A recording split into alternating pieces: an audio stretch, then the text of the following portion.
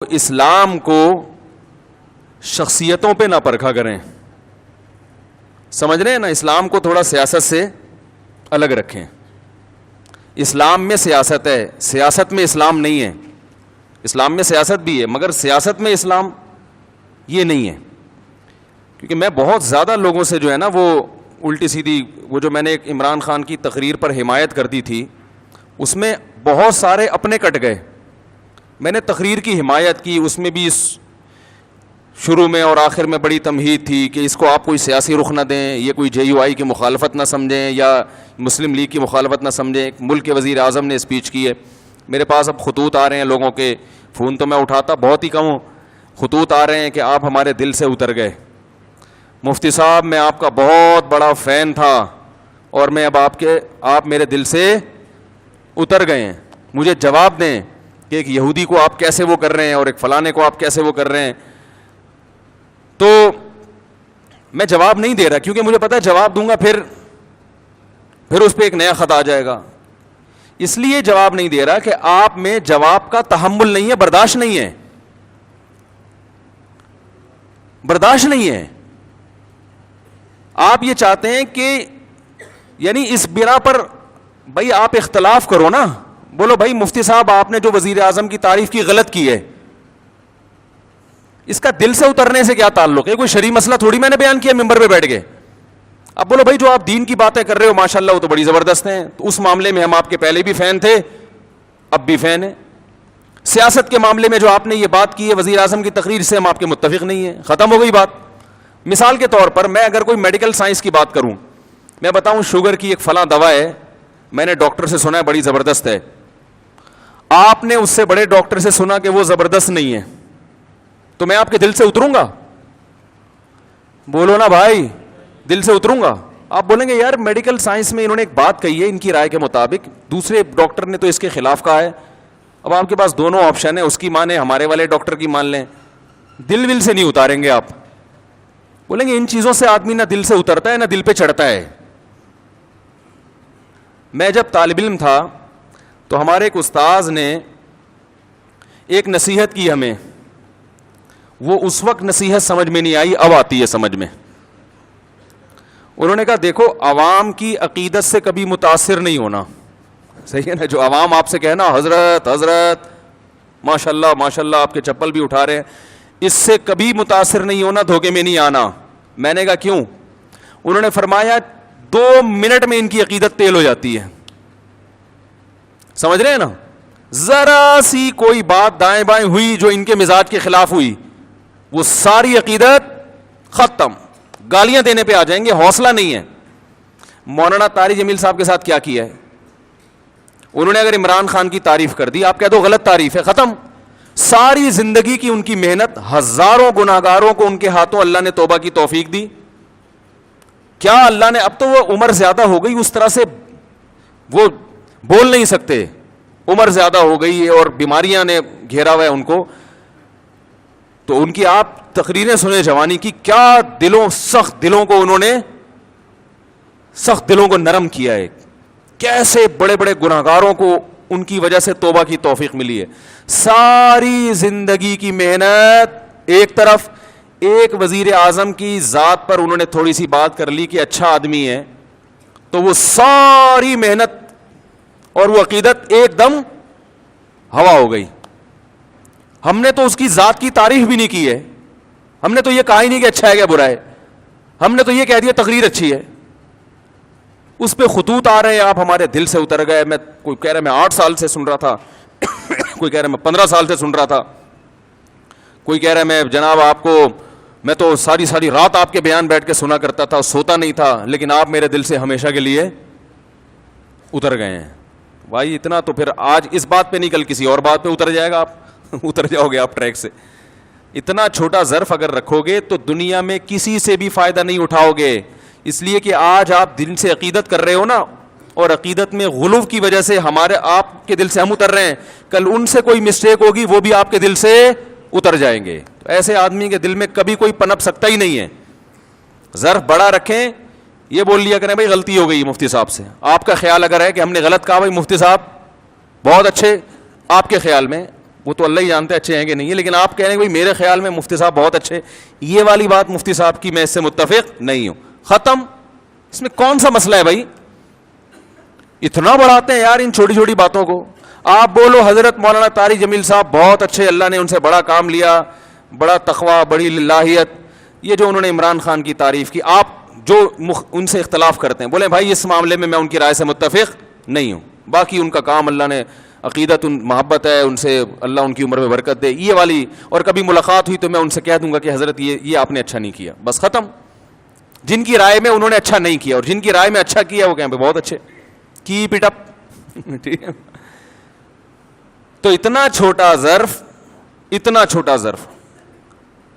اور جس کا یہ ظرف ہوتا ہے وہ کسی بھی جگہ نہیں پنپتا. تو بھائی اس سے صاف پتہ چلتا ہے کہ جب کسی کی خدمات زیادہ ہوں, باپ اور ماں کا بھی یہی حکم ہے, ابا کو برداشت کرنے کا حکم ہے کہ نہیں ہے؟ آپ کے والد صاحب اگر آپ جے یو آئی میں اور ابا پی ٹی آئی کی تعریفیں شروع کر دیں عمران خان کی, ابا کو بولو کہ ابا آپ میرے دل سے اتر گئے, بولو گے؟ بولو نا بھائی.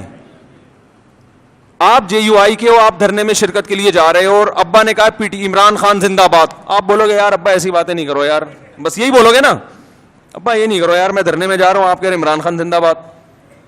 آپ ابا کو لکھ کے دو گے ابا آپ میرے دل سے اتر گئے, ابا بولے گا دفع ہو یہاں سے, میں تیرے دل سے اتر گیا, تو میرا باپ ہے جو میرے تانے دے رہا دل سے اتر گیا, تیری اوقات کیا؟ باپ یہی کہے گا نا, میں نے جنا ہے تجھے, ساری زندگی میں نے کھلایا پلایا. تو ماں کو بھی کوئی تانا نہیں دے سکتا. ہمیں یاد ہے جب ضیاء الحق کا دور تھا, ہم بہت چھوٹے بچے تھے اس وقت, تو ضیاء الحق نے ریفرینڈم کروایا تھا کہ اسلام چاہتے ہو تو ہاں, اسلام نہیں چاہتے تو نہ. بہت ہوشیار آدمی تھا ضیاء الحق بھی. اس نے ریفرینڈم کروایا تھا کہ اگر آپ اسلام چاہتے ہیں تو مزید 5 سال کے لیے مجھے ووٹ دے دیں. تو ہمارے خاندان میں ایک بوڑھی خاتون ہیں, اب تو بوڑھی ہو گئی, اس وقت تو اتنی بوڑھی نہیں تھی, وہ ہماری محرم رشتہ ہے ان سے, وہ نا پہ ٹھپا لگا کے آ گئیں. بڑے ہم نے کہا بھائی کیا اسلام نہیں چاہیے؟ انہوں نے کہا اسلام چاہیے, ضیاء الحق نہیں چاہیے ہمیں. انہوں نے کہا اسلام چاہیے ہمیں, ضیاء الحق نہیں چاہیے. ان کو نہیں پسند ہوگا ضیاء الحق, تو باقی اکثر لوگ ہاں پہ جا کے ٹھپا لگا رہے تھے.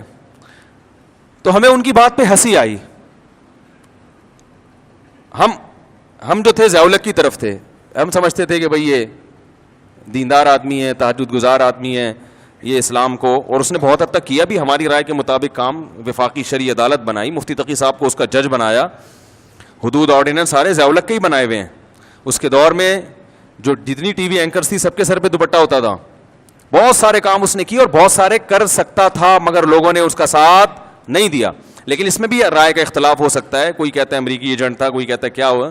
ایسا نہ ہو جو تھوڑے بہت جن کے دلوں سے میں نہیں اترا, اب ان کے دلوں سے بھی اتر جاؤں کہ آپ تو ضیاء الحق کی حمایت کر رہے ہو. تو 2 منٹ لگتے ہیں دل سے اترنے میں. تو وہ نا پہ لگا کے آ گئیں. اب وہ ہمارے خاندان کی بڑی خواتین, ہم ان سے یہ کہتے ہیں آپ ہمارے دل سے ہمیشہ کے لیے اتر گئیں. تو بھائی رشتے ہیں ٹھیک ہے نا کا, اور ہم نے بظاہر تو یہ کفر ہے نا کہ اسلام نہیں چاہیے, وہ کہتی تھی اسلام چاہیے. یہ ضیاء الحق نے اسلام کا ان کے رائے کے مطابق لیبل لگایا ہوا ہے کہ اب اسلام تو ہر آدمی کہے گا نا ہاں, تو ہاں کا مطلب یہ کہ اگلے 5 سال کے لیے میں دوبارہ آ رہا ہوں. تو بھائی ہمارے اپنے رشتے داروں میں ہم جب بیٹھتے ہیں, کوئی جے یو آئی کی حمایت کر رہا ہوتا ہے, کوئی پی ٹی آئی کی حمایت کر رہا ہوتا ہے. اب جو خاندان کے بڑے بزرگ ہیں ہم ان سے تمیز سے احترام سے تھوڑی سی ڈیبیٹ کر لیتے ہیں, بحث کر لیتے ہیں. بھائی ٹھیک ہے آپ کی رائے ہے, بڑے بزرگ تو بزرگ ہی رہیں گے. اب یہ تھوڑی کہ وہ پی ٹی آئی میں چلا گیا تو وہ ہمارے دل سے اتر گیا, وہ جے یو. بھائی بڑے خاندان کے رشتہ ہے. دوست احباب میں بھی ایسا ہی ہوتا ہے. ہم جب بیٹھتے ہیں ہمارے دوستوں میں, ہمارے شاگردوں میں, میرے شاگردوں میں کوئی جے یو آئی کا ہے, کوئی پی ٹی آئی کا ہے, وہ بیٹھے ہوئے ہوتے ہیں. اب وہ کہ آپ ہمارے دل سے اتر گئے, میں کہوں گا دل سے اتر گئے تو میں تو سبق نہیں پڑھاؤں گا. جب تمہارا استاد سے تمہیں عقیدت محبت ہی ختم ہو گئی تو میں تمہیں تفسیر کیوں پڑھاؤں؟ میں کیوں پڑھاؤں بھائی تمہیں تفسیر؟ اتنا بڑا تانا تم نے دے دیا کہ آپ اب یعنی آپ ہمیں سمجھ میں ہی نہیں آ رہے نا, تو جب پھر اس سے پڑھو جو تمہیں سمجھ میں آ رہا ہے. جو سمجھ میں نہیں آ رہا اس سے کیوں پڑھ رہے ہو؟ تو چھوٹا دل نہ رکھو میرے بھائی, ظرف کو کیا کرو, دوسرے کی رائے سننے کا تحمل پیدا کریں, رائے سننے کا تحمل پیدا کریں. میں بہت کچھ بول سکتا ہوں ممبر پہ بیٹھ کے, بہت کچھ دلائل کے تانے بانے ملا سکتا ہوں, آپ بھی ملائیں, لیکن ہم تو ایک اصولی اور ضابطے کی بات کر کے آگے نکل جاتے ہیں کہ اصول اور ضابطے میں بھئی یہ ہم یہ کہہ رہے ہیں کہ یہ کام اچھا کیا, فلاں اگر کرے گا تو ہم اس کو بھی اپریشیٹ کریں گے, فلاں آدمی کا فلاں کام اچھا ہے, اور وہ قرآن و سنت نہیں بن جاتا, وہ ہماری رائے ہوتی ہے. تو اگر کوئی عالم پی ٹی آئی میں چلا جاتا ہے, میں کہتا ہوں کوئی عالم دین اگر پی ٹی آئی میں چلے بھی جائیں, دیکھو ایک زمانہ تھا, سیاسی باتیں نہیں کرنی چاہیے, لیکن اب وہ دین کی جب تک میں مثال نہیں دوں گا تو جو میں شریعت ہی کا قاعدہ بتانا چاہ رہا ہوں سمجھ میں نہیں آئے گا. ایک زمانہ تھا کہ ایم کیو ایم بڑے عروج پر تھی, ایک عالم تھے, ان کا ایم کیو ایم میں ایک اسمبلی کے ممبر تھے, ان سے بڑی گہری دوستی, وہ ان سے بڑے جا کے بڑی اچھی طرح سے ملا کرتے تھے اور بڑی گہری دوستی. کسی نے اعتراض کیا کہ حکمرانوں سے تعلق ہے بھائی, کہ جب بھی اسمبلی کا ممبر آئے گا اور یہ جناب اس سے بڑے اچھے طریقے سے ملیں گے, اس کو چائے بھی پلائیں گے, یہ تو چاپلوسی کر رہے ہیں, یہ کیا کر رہے ہیں, یہ تو چاپلوسی, حکمرانوں کی چاپلوسی. تو میں نے ان سے کہا, میں نے کہا بھائی دیکھو, ایک جب کوئی بھی حکومت میں ہے تو اس کے خلاف چلو گے تو آپ اپنے کام نہیں نکلوا سکتے, اور اگر آپ اس سے دوستی لگا کے بہت سارے دینی کام کروا سکتے ہیں اس سے, تو یہ چاپلوسی نہیں ہے, یہ شریعت میں عین مطلوب ہے. چاپلوسی حکمرانوں کی وہ حرام ہے جو اپنی ذات کے لیے ہو, قوم کے لیے ہے, ملک و ملت کے لیے, تو یہ چاپلوسی نہیں ہے, یہ تو اخلاق ہے.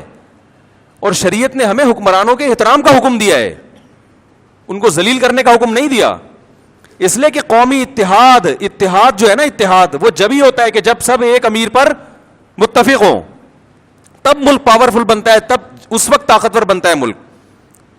آپ درجنوں سیاسی اختلاف کریں, تو اگر کوئی کسی اسمبلی کے, اب میں اس لیے کہہ رہا ہوں, حضرت مولانا طارق جمیل صاحب جا کے بیٹھے ہوئے ہیں کسی حاکم کے پاس, اس کی تصویریں آ رہی ہیں اور نیچے جھوٹی حدیثیں اور اسلاف کے واقعات کے, جو حکمرانوں سے ملتا ہے وہ یوں ہے تو وہ یوں ہے تو وہ فلانا ہے.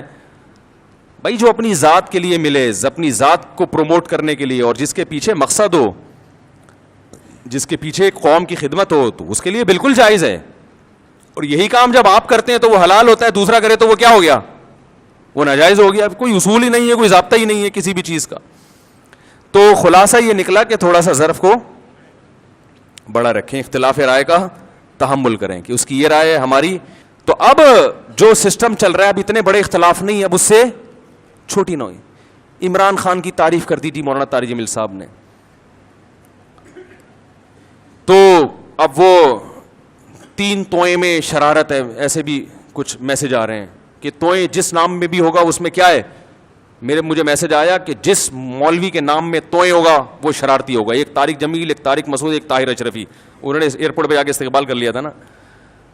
توئیں نہیں ہونا چاہیے نام میں. میں نے کہا پھر زوئیں سے نام رکھا کرو.